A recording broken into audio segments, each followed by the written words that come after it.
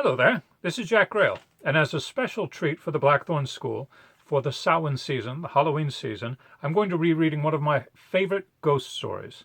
This is one by M.R. James, and it's called A Whistle and I'll Come to You, My Lad. It was published in 1904. It begins with a bit of silly dialogue, but once the story gets going, it's wonderful, all right? So if you're in the mood for something like that, listen up, and I hope it doesn't give you any sleepless nights, all right? "I suppose you'll be getting away pretty soon now full term is over, Professor," said a person not in the story to the Professor of Ontography soon after they had sat down next to each other at a feast in the hospitable hall of St. James College. The Professor was young, neat, and precise in speech. "Yes," he said, "my friends have been making me take up golf this term, and I mean to go to the East Coast, in point of fact to Burnstow, I dare say you know it, for a week or 10 days to improve my game. I hope to get off tomorrow. Don't we all?" "Oh, Parkins," said his neighbor on the other side, "if you are going to Burnstow, I wish you would look at this site of the Templars' Preceptory and let me know if you think it would be any good to have a dig there in the summer."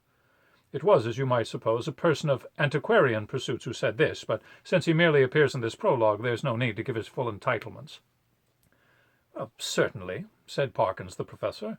"If you will describe to me the whereabouts of where the site is, I will do my best to give you an idea of the lie of the land when I get back, or I could write you about it if you would tell me where you are likely to be." "Oh, don't trouble to do that, thanks. It's only that I'm thinking of taking my family in that direction in the long, and it occurred to me that as very few of the English preceptories have ever been properly planned, I might have an opportunity of doing something useful on off days." The Professor rather sniffed at the idea that planning out a preceptory could be described as useful. His neighbor continued, "The site, I doubt if there's anything showing above the ground, must be down quite close to the beach now. The sea has encroached tremendously, as you know, all around that bit of coast. I should think from the map that it must be about 3/4 of a mile from the Globe Inn at the north end of town. Where are you going to stay?" "Well, at the Globe Inn, as a matter of fact," said Parkins. "I've engaged a room there. I couldn't get in anywhere else. Most of the lodging-houses are shut up in winter, it seems. And as it is, they tell me that the only room of any size I can have is really a double-bedded one, and that they haven't a corner in which to store the other bed, and so on. But I must have a fairly large room, as I am taking some books down, and I mean to do a bit of work, and though I don't quite fancy having an empty bed, not to speak of two, in what I may call for the time being my study, I suppose I can manage to rough it for a short time I shall be there." "You call having an extra bed in your room roughing it, Parkins," said a bluff person opposite. "Look here, I shall come down and occupy it for a bit. It'll be company for you." The Professor quivered, but managed to laugh in a courteous manner. "By all means, Rogers, there's nothing I should like better, but I'm afraid you would find it rather dull. You don't play golf, do you?" "Well, no, thank heaven," said rude Mr. Rogers. "Now, you see, when I'm not writing I shall be likely out on the links, and that, as I say, be rather dull for you, I'm afraid." "Oh, I don't know. There's certain to be somebody I know in the place, but of course if you don't want me, speak the word, Parkins. I shan't be offended. Truth, as you always tell us, is never offensive." Parkins was indeed scrupulously polite and strictly truthful.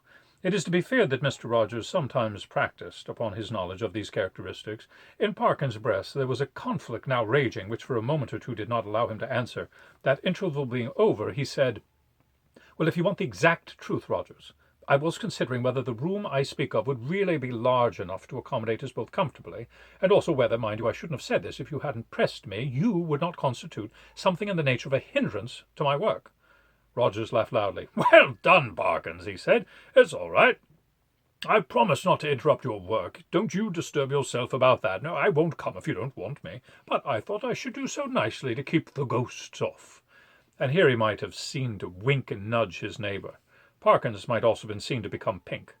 "I beg your pardon, Parkins," Rogers continued. "I oughtn't to have said that. I forgot you don't like levity on these topics."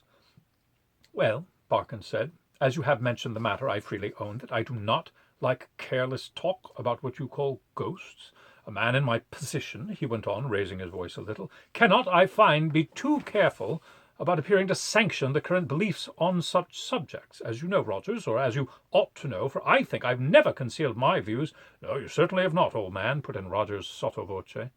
"I hold that any semblance, any appearance of concession to the view that such things might exist is equivalent to a renunciation of all that I hold most sacred, but I'm afraid I've not succeeded in securing your attention." "Your undivided attention was what Dr. Blimber actually said," Rogers interrupted with every appearance of earnest desire for accuracy. "But I beg your pardon, Parkins. I was stopping you." "No, not at all," said Parkins. "I don't remember Blimber. Perhaps he was before my time. But I needn't go on. I'm sure you know what I mean." "Yes, yes, yes," said Rogers rather hastily. "Just so. We'll go into it fairly at Burnstow or somewhere." In repeating the above dialogue, I have tried to give the impression which it made upon me that Parkins was something of an old woman, or rather hen-like, perhaps, in his little ways, totally destitute, alas, of the sense of humour, but at the same time dauntless and sincere in his conviction, and a man deserving of the greatest respect. Whether or not the reader has guarded so much, that was the character which Parkins had. On the following day Parkins did, as he had hoped, succeed in getting away from his college, and in arriving at Burnstow. He was made welcome at the Globe Inn, was safely installed in the large double-bedded room of which we have heard, and was able to retire and rest, to arrange his materials for work in apple-pie order upon a commodious table which occupied the outer end of the room, and was surrounded on 3 sides by windows looking out seaward. That is to say, the central window looked straight out to the sea, and those on the left and right commanded prospects along the shore to the north and south respectively. On the south you saw the village of Burnstow. On the north no houses were to be seen, but only the beach and the low cliff backing it. Immediately in front was a strip, not inconsiderable, of rough grass, dotted with old anchors, capstans, so forth, then a broad path, and then the beach. Whatever may have been the original distance between the Globe Inn and the sea, it was not more than 60 yards that separated them now. The rest of the population of the inn was, of course, a golfing one, and included few elements that call for special description. The most conspicuous figure was, perhaps, that of an ancient militaire, a secretary of a London club, and possessed of a voice of incredible strength, and of views of a pronouncedly Protestant type. These were apt to find utterance after his attendance upon the ministrations of the vicar, an estimable man with inclinations toward the picturesque ritual, which he gallantly kept down as far as he could out of deference to East Anglian tradition. Professor Parkins, one whose principal characteristics was pluck, spent the greater part of the day following his arrival at Burnstow in what he had called improving his game, in company with this Colonel Wilson, and during the afternoon, whether the process of improvement were to blame or not, I'm not sure, the Colonel's demeanour assumed a colouring so lurid that even Parkins jibbed at the thought of walking home with him from the links. He determined, after a short, furtive look at that bristling moustache and those incarnadine features, that it would be wiser to allow the influences of tea and tobacco to do whatever they could with the Colonel before the dinner hour should render the meeting inevitable. "I might walk home tonight along the beach," he reflected. "Oh, yes, and take a look, there will be light enough for that, at the ruins of which Desney was talking. I don't exactly know where they are, by the way, but I expect I can't help stumbling on them." This he accomplished, I may say, in the most literal sense, for in picking his way from the links to the shingle beach, his foot caught partly in a gorse root and partly in a bigger stone, and over he went. When he got up and surveyed his surroundings, he found himself in a patch of somewhat broken ground covered with small depressions and mounds. These latter, when he came to examine them, proved to be simply masses of flints embedded in mortar and grown over with turf. He must, he quite rightly concluded, be on the site of the preceptory he had promised to look at. It seemed not unlikely to reward the spade of the explorer. Enough of the foundations were probably left at no great depth to throw a good deal of light on the general plan. He vaguely remembered that the Templars, to whom this site had belonged, were in the habit of building round churches, and he thought a particular series of humps or mounds near him did appear to be arranged in something of a circular form. Few people can resist the temptation to try a little amateur research in the department quite outside their own, if only for the satisfaction of showing how successful they would have been had they only taken it up seriously. Our professor, however, if he felt something of this mean desire, was also truly anxious to oblige Mr. Desney, so he paced with care the circular area he had noticed. He wrote down its rough dimensions in his pocket-book. Then he proceeded to examine an oblong eminence which lay east of the centre of the circle, and seemed to his thinking likely to be the base of a platform or an altar. At one end of it the northern patch of turf was gone, removed by some boy or creature of nature. It might, he thought, be as well to probe the soil here for evidence of masonry, and he took out his knife and began scraping away the earth. And now followed another little discovery. A portion of the soil fell inward as he scraped, and disclosed a small cavity.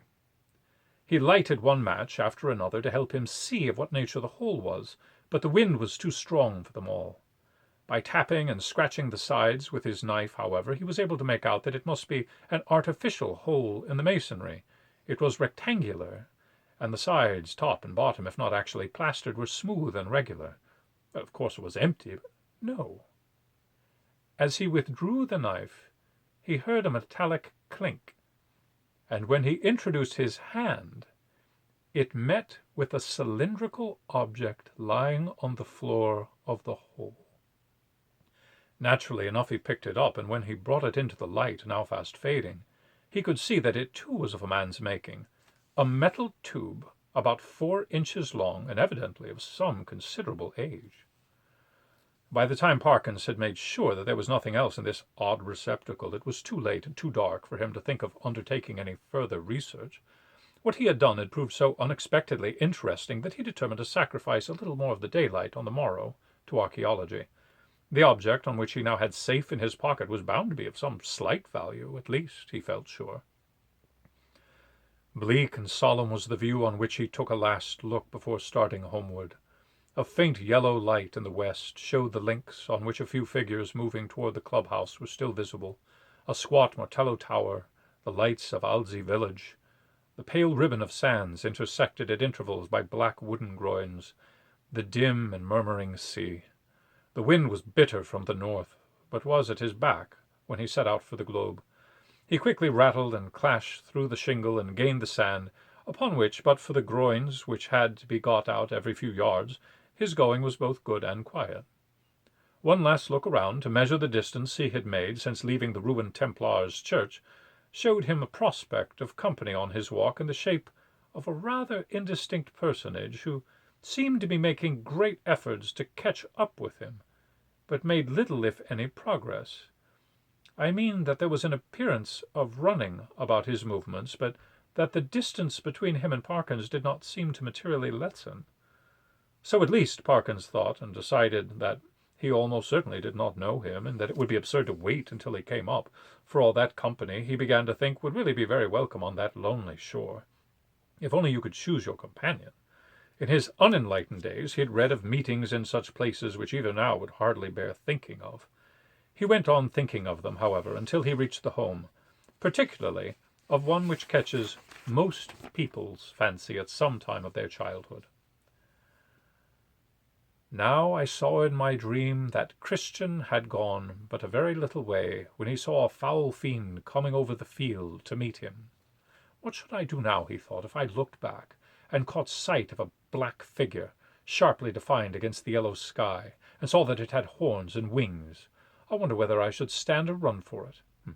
Luckily the gentleman behind me is not of that kind, and he seems to be about as far off now as he was when I first saw him. Well, at this rate he won't get his dinner as soon as I shall, and dear me, it's within a quarter of an hour of the time now. I must run.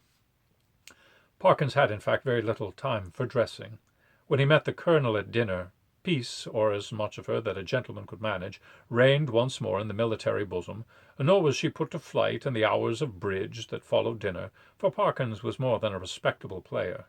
When, therefore, he retired towards 12 o'clock, he felt that he had spent his evening in quite a satisfactory way, and that even for so long as a fortnight or 3 weeks, life at the Globe would be supported under similar conditions, especially, he thought, if I go on improving my game. As he went along the passages, he met the boots of the Globe, who stopped and said, "Oh, beg your pardon, sir, but as I was a-brushing your coat just now, there was something fell out of the pocket. I put it on your chest of drawers, sir, in your room, sir. A piece of a pipe or something like that, sir. Thank you, sir. You'll find it on your chest of drawers, sir. Yes, sir. Good night, sir." The speech served to remind Parkins of his little discovery that afternoon. It was with some considerable curiosity he turned it over by the light of his candles. It was of bronze, he now saw, and was shaped very much after the manner of the modern dog whistle. In fact, it certainly was actually no more nor less than a whistle.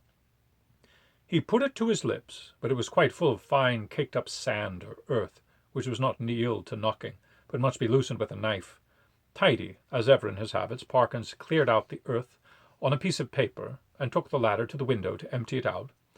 The night was clear and bright, as he saw when he had opened the casement, and he stopped for an instant to look at the sea and note a belated wanderer stationed on the shore in front of the inn.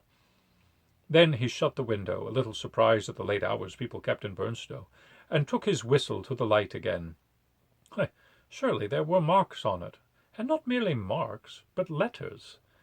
A very little rubbing rendered the deep-cut inscription quite legible, but the professor had to confess, after some earnest thought, the meaning of it was as obscure to him as the writing on the wall to Belshazzar.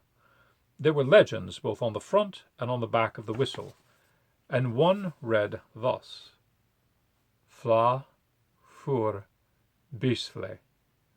The other read, Qui est iste qui veni? I ought to be able to make that out, he thought, but I suppose I am a little rusty in my Latin. When I come to think of it, I don't believe I even know the word for a whistle. The long one does seem simple enough. It ought to mean, who is this who is coming? Well, the best way to find out is evidently to whistle for him. He blew tentatively and stopped suddenly, startled yet pleased at the note he had elicited. It had a quality of infinite distance in it, and soft as it was, he somehow felt it must be audible for miles around. It was a sound, too, that seemed to have the power, which many scents possess, of forming pictures in the brain. He saw, quite clearly for a moment of vision, a wide, dark expanse at night, with a fresh wind blowing, and in the midst a lonely figure. How employed he could not tell. Perhaps he would have seen more, had not the picture been broken by the sudden surge of a gust of wind against his casement, so suddenly that it made him look up just in time to see the white glint of a seabird's wing somewhere outside the dark panes.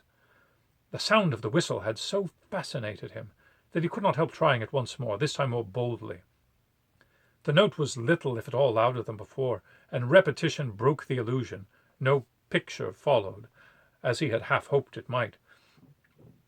But what was this? Goodness, what force the wind can get up to in just a few minutes! Oh, what a tremendous gust! There, I knew that window fastening was no use. I thought so. Both candles blown out, enough to tear the room to pieces.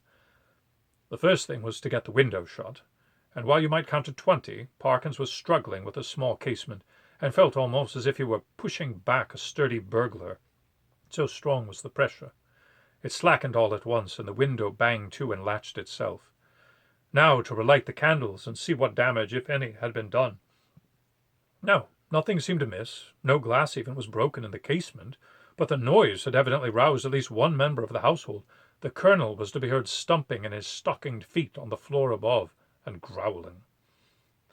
Quickly as it had risen, the wind did not fall at once. On it went, moaning and rushing past the house, at times rising to a cry so desolate that, as Parkins disinterestedly said, it might have made fanciful people feel quite uncomfortable. Even the unimaginative, he thought, after a quarter of an hour, might be happier without it. Whether it was the wind, or the excitement of golf, or the researches in the preceptory that kept Parkins awake, he was not sure.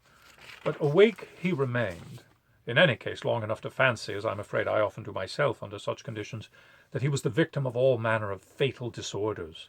He would lie counting the beats of his heart, convinced that it was going to stop at every moment. He would entertain grave suspicions of his lungs, his brain, his liver, etc., suspicions which he was sure would be dispelled by the return of daylight, but which until then refused to be put aside. He felt a little vicarious comfort in the idea that someone else was in the same boat. A near neighbor in the darkness, it was not easy to tell from which direction, was tossing and rustling in his bed too. The next stage was that Parkins shut his eyes and determined to give sleep every chance. Here again overexcitement asserted itself in another form, that of making pictures.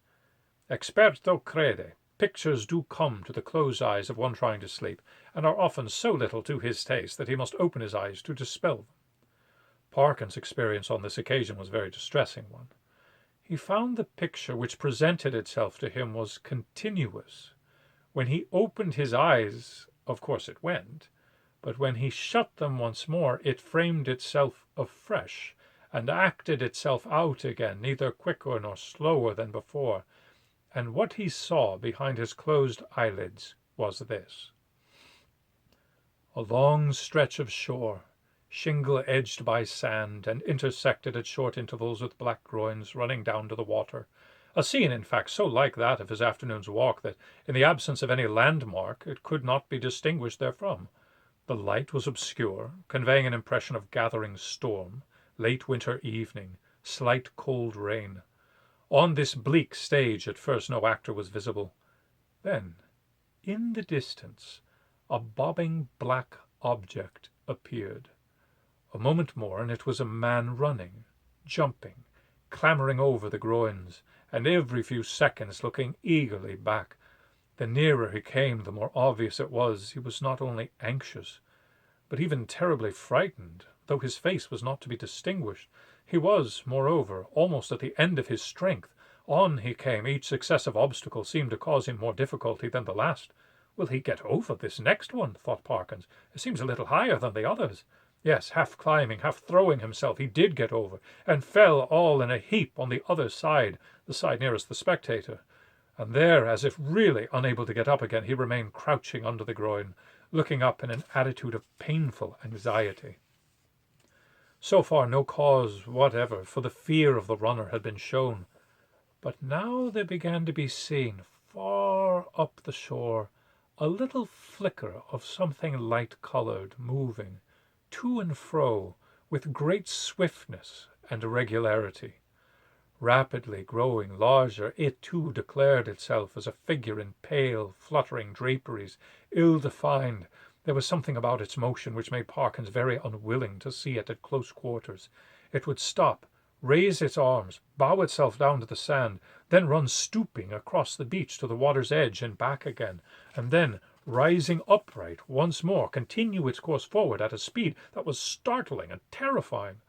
The moment came when the pursuer was hovering about from left to right, only a few yards beyond the groin where the runner lay hidden. After 2 or 3 ineffectual castings hither and thither, it came to a stop, stood upright with arms raised high, and then darted straight forward toward the groin. It was at this point that Parkins always failed in his resolution to keep his eyes shut. With many misgivings as to the incipient failure of eyesight, overworked brain, excessive smoking, and so on, he finally resigned himself to light his candle, get out a book, and pass the night waking, rather than be tormented by this persistent panorama, which he saw clearly enough could only be a morbid reflection of his walk and his thoughts on that very day. The scraping of match on box and the glare of the light must have startled some creatures of the night, rats or what not, which he heard scurry across the floor from the side of his bed with much rustling. Oh dear, dear, the match is out, fool that it is, but the second one burnt better, and a candle and book were duly procured, over which Parkins pored till sleep of a wholesome kind came upon him, and that in no long space. For about the first time in his orderly and prudent life he forgot to blow out the candle, and when he was called next morning at 8 there was still a flicker in the socket and a sad mess of gutted grease on the top of the little table. After breakfast he was in his room, putting the finishing touches to his golfing costume. Fortune had again allotted the colonel to him for a partner, when one of the maids came in. "Oh, if you please," she said, "would you like any extra blankets on your bed, sir?" "Ah, thank you," said Parkins. "Yes, I think I should like one. Seems likely to turn rather colder."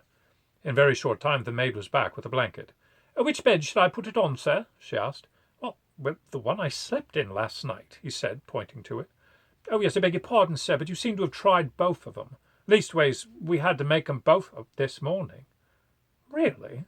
How very absurd," said Parkins. "I certainly never touched the other except to lay some things on it. Did it actually seem to have been slept in?" "Oh, yes, sir," said the maid. "Why, all the things was crumpled and thrown about all ways, as if, you'll excuse me, sir, quite as if anyone hadn't passed but a very poor night, sir." "Dear me," said Parkins. "Well, I must have disordered it more than I thought when I unpacked my things. I'm very sorry to have given you the extra trouble, I'm sure. I expect a friend of mine soon, by the way, a gentleman from Cambridge, to come and occupy it for a night or two. That will be all right, I suppose, won't it?" "Oh, yes, to be sure, sir. Thank you, sir. It's no trouble, I'm sure," said the maid, and departed to giggle with her colleagues. Parkins set forth with a stern determination to improve his game. I'm glad to be able to report that he succeeded so far in this enterprise that the colonel, who had been rather repining at the prospect of a second day's play in his company, became quite chatty as the morning advanced, and his voice boomed out over the flats, as certain also of our own minor poets have said, like some great burden in a minster tower. "Extraordinary wind that we had last night," he said. "In my old home we should have said someone had been whistling for it." "Should you indeed?" said Parkins. "Is there a superstition of that kind still current in your part of the country?" "I don't know about superstition," said the colonel. "They believe it all over Denmark and Norway, as well as on the Yorkshire coast. And my experience is, mind you, that there's generally something at the bottom of these old country folk superstitions, and have held for generations. But it's your drive, or whatever it might have been. The golfing reader will have to imagine appropriate digressions at the proper time." When the conversation resumed, Parkins said with slight hesitancy, "Apropos of what you were saying just now, Colonel, I think I ought to tell you that my own views on the subject are very strong. I am, in fact, a convinced disbeliever in what is called the supernatural." "What?" said the colonel. "You mean to tell me you don't believe in second sight or ghosts or anything like that?" "In nothing whatever of that kind," returned Parkins firmly. "Well," said the colonel, "well, it appears to me that at any rate, sir, you must be a little better than a Sadducee." Parkins was on the point of answering that, in his opinion, the Sadducees were the most sensible persons he had ever read of in the Old Testament, but feeling some doubt as to whether much mention of them was to be found in that work, he preferred to laugh the accusation off. "Well, perhaps I am," he said, "but here, give me my click, boy. Excuse me one moment, Colonel." Short interval. "Now, as to whistling for the wind, let me give you my theory about it. The laws which govern winds are really not at all perfectly known. To fisher folk, and of course such, not known at all. A man or woman of eccentric habits, perhaps, or a stranger, is seen repeatedly on a beach at some unusual hour and is heard whistling, and soon afterwards a violent wind arises. A man who could read the sky perfectly or possessed a barometer could have foretold that it would. But simple people in a fishing village have no barometers, and only a few rough rules for prophesying weather. What more natural than the eccentric personage I postulated should be regarded as having raised the wind, or that he or she should clutch eagerly at the reputation of being able to do so? Now, take last night's wind. As it so happens, I myself was whistling. I blew a whistle twice, and the wind seemed to come absolutely in answer to my call. Now, if anyone had seen me—" The audience had been a little restive under this harangue, and Parkins had, I fear, fallen somewhat into the tone of a lecturer, but at the last sentence the colonel stopped. "Whistling, were you?" he said. "And what sort of whistle did you use? Play this stroke first." Interval. "About that whistle you were asking, Colonel. It's a rather curious one. I have it in my... Oh, no, I see I've left it in my room. As a matter of fact, I found it yesterday." And then Parkins narrated the manner of his discovery of the whistle, upon hearing which the colonel grunted, and opined that in Parkins's place he should himself be careful about using a thing that had belonged to a set of papists, of whom, speaking generally, it might be affirmed that you never knew what they might not have been up to. From this topic he diverged on the enormities of the vicar, who had given notice on the previous Sunday that Friday would be the feast of St. Thomas the Apostle, and that there would be service at 11 o'clock in the church.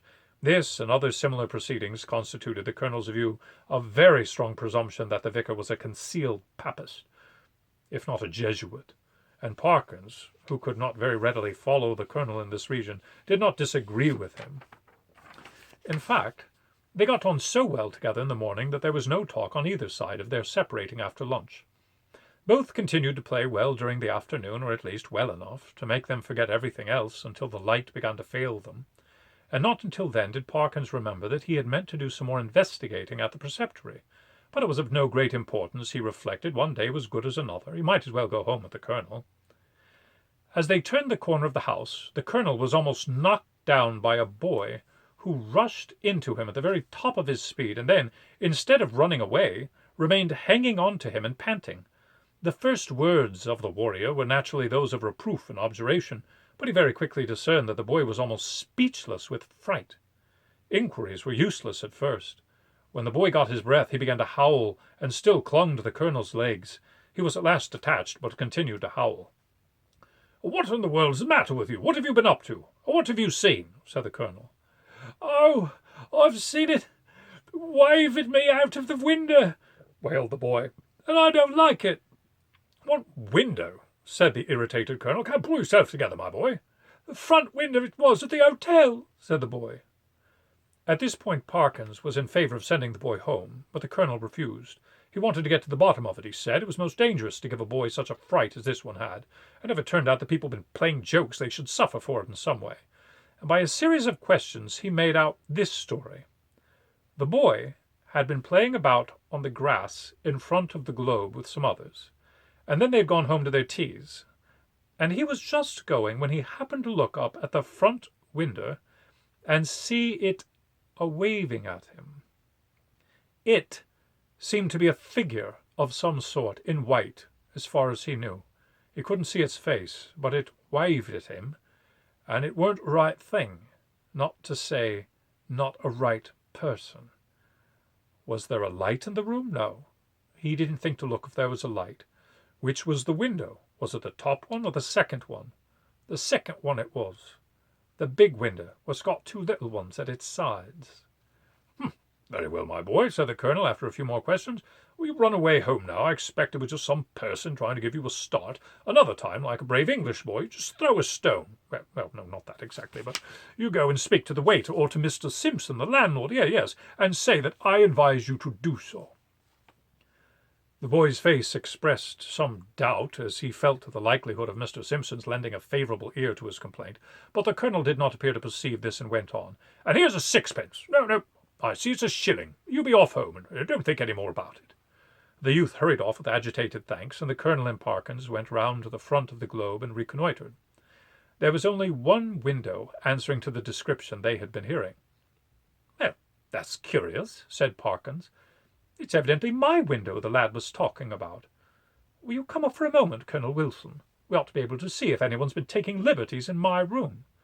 They were soon in the passage, and Parkins made as if to open the door. Then he stopped and felt in his pockets. "Well, this is more serious than I thought," was his next remark. "I remember now that before I started this morning I'd locked the door, and it's locked now. And what's more, here is the key." He held it up. "Now," he went on, "if the servants are in the habit of going into one's room during the day when one is away, I can only say that I don't approve of it at all." Conscious of this somewhat weak climax to his speech, he busied himself in opening the door, which was indeed locked, and in lighting candles. "No," he said, "nothing seems disturbed." "Except your bed," said the colonel. "Excuse me, that isn't my bed," said Parkins. "I don't use that one. But it does look as if someone's been playing tricks with it." It certainly did. The clothes were bundled up and twisted together in a most tortuously confusion. Parkins pondered. "That must be it," he said at last. "I disordered the clothes last night in unpacking, and they haven't made it since. Well, perhaps they came in to make it, and that boy saw them through the window, and then they were called away and locked the door after that. I think that must be it." "Well, bring an ass." The maid appeared, and to make a long story short, deposed that she had made the bed in the morning when the gentleman was in the room, and had not been in there since. No, she had no other key. Mr. Simpson, he kept the keys. He'd be able to tell the gentleman if anyone had been up there. Well, this was a puzzle. Investigation showed that nothing of value had been taken, and Parkins remembered the disposition of the small objects on tables, so forth, well enough to be pretty sure no pranks had been played with them. Mr. and Mrs. Simpson furthermore agreed that neither of them had given the duplicate key of the room to any person whatever during the day, nor could Parkins, fair-minded man as he was, detect anything in the demeanour of master, mistress, or maid that indicated guilt. He was much more inclined to think the boy had been imposing on the colonel. The latter was unwontedly silent and pensive at dinner and throughout the evening. When he bade good night to Parkins, he murmured in a gruff undertone, "You know where I am if you want me during the night." "Well, thank you, Colonel Wilson. I think I do, but there isn't much prospect of my disturbing you, I hope. By the way," he added, "did I show you that old whistle I spoke of? I think not. Well, here it is." The colonel turned it over gingerly in the light of the candle. "Can you make anything of the inscription?" asked Parkins as he took it back. "No, not in this light. What do you mean to do with it?" "Oh, well, when I get back to Cambridge, I shall submit it to some of the archaeologists there and see what they think of it, and very likely, if they consider it worth having, I may present it to one of the museums." Said the colonel. "Well, you may be all right. All I know is that if it were mine, I should chuck it straight into the sea." It's no use talking, I'm well aware, but I expect that with you it's a case of live and learn. I hope so, I'm sure, and I wish you a good night." He turned away, leaving Parkins to act to speak at the bottom of the stair, and soon each was in his own bedroom. By some unfortunate accident there were neither blinds nor curtains to the windows to the professor's room. The previous night he had thought little of this, but tonight there seemed every prospect of a bright moon rising to shine directly on his bed and probably wake him later on, and when he noticed this he was a good deal annoyed. But with an ingenuity to which I can only envy, he succeeded in rigging up, with the help of a railway rug, some safety pins, and a stick and umbrella, a screen, which, if it only held afterwards, would completely keep the moonlight off his bed. And shortly afterwards he was comfortably in that bed. When he had read a somewhat solid work long enough to produce a decided wish for sleep, he cast a drowsy glance at the room, blew out the candle, and fell back upon the pillow. He must have slept soundly for an hour or more when a sudden clatter shook him up in a most unwelcome manner. In a moment he realized what had happened. His carefully constructed screen had given way, and a very bright frosty moon was shining directly in his face. This was highly annoying.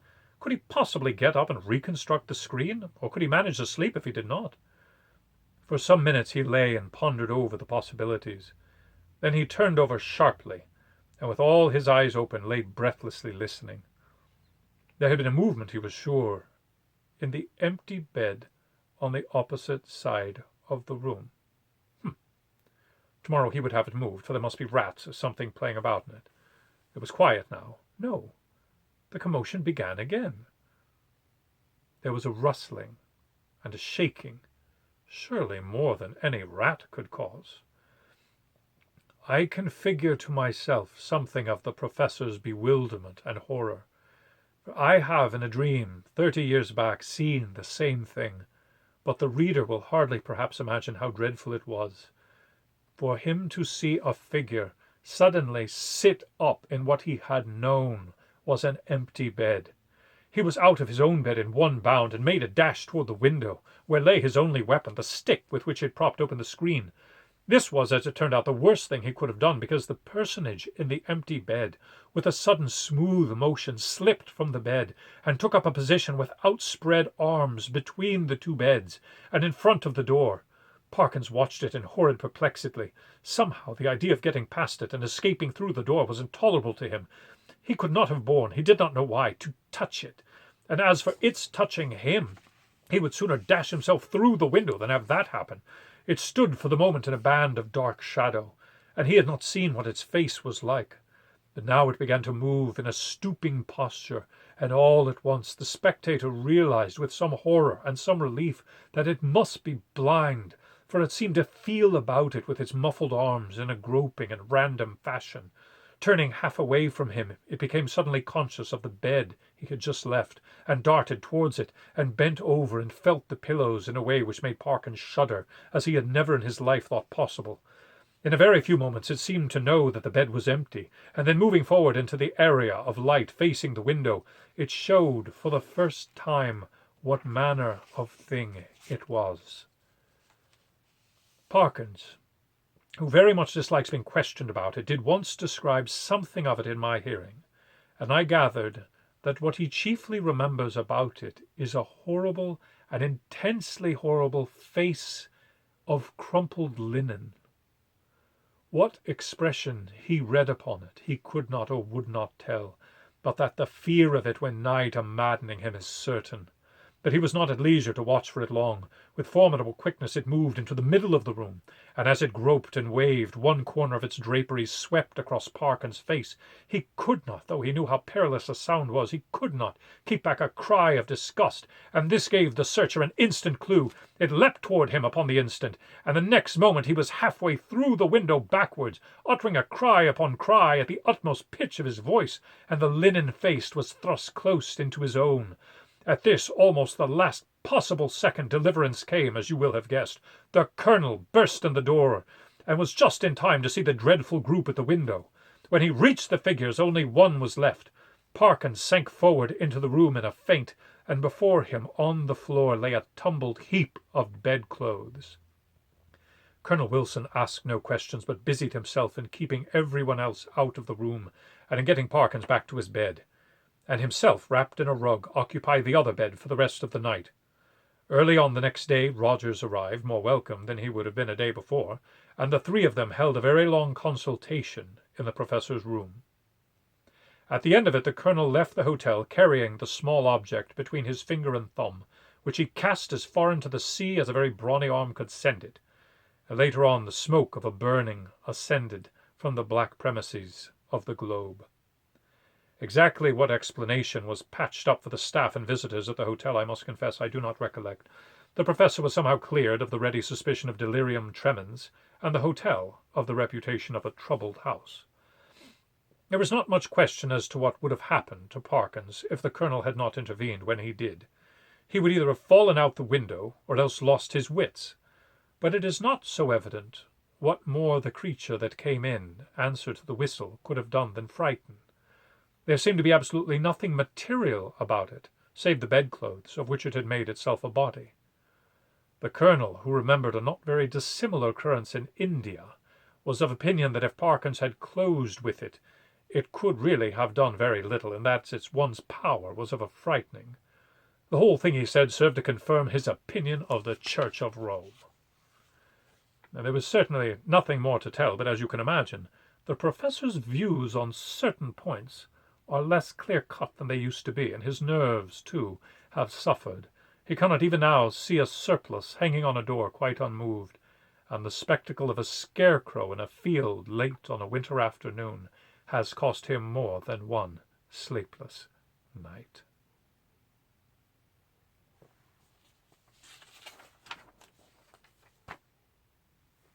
I love that story, and I hope you do too.